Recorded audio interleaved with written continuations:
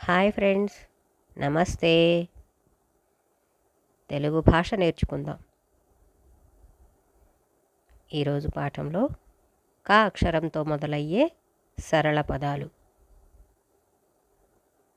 కళ. నిద్రించేటప్పుడు రకరకాల ఆలోచనలు కళల రూపంలో వస్తాయి.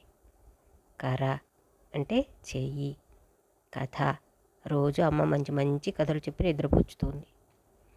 కళ. బొమ్మలు గీయడం, నాట్యం చేయడం, పాటలు పాడడం ఇవన్నీ వివిధ రకాలైన కళలు. కణత. తలలో నుదురికి ఇరువైపులా ఉండే మెత్తటి భాగాన్ని కణత అంటాం. కడప ఆంధ్రప్రదేశ్లోని ఒక జిల్లా పేరు. కమల ఒక అమ్మాయి పేరు.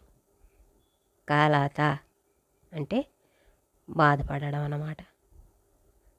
కలప పెద్ద పెద్ద చెట్ల కొమ్మలను ఎండబెట్టేసేసి రకరకాల వస్తువులు తయారు చేయడానికి వంట చెరుకుగాను ఉపయోగించుకుంటారు. చెట్ల నుండి వచ్చే ఎండిపోయిన కొమ్మల్ని కలప అంటారు. కలకల.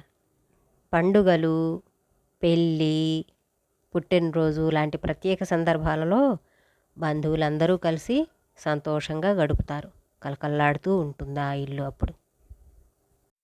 కరకర.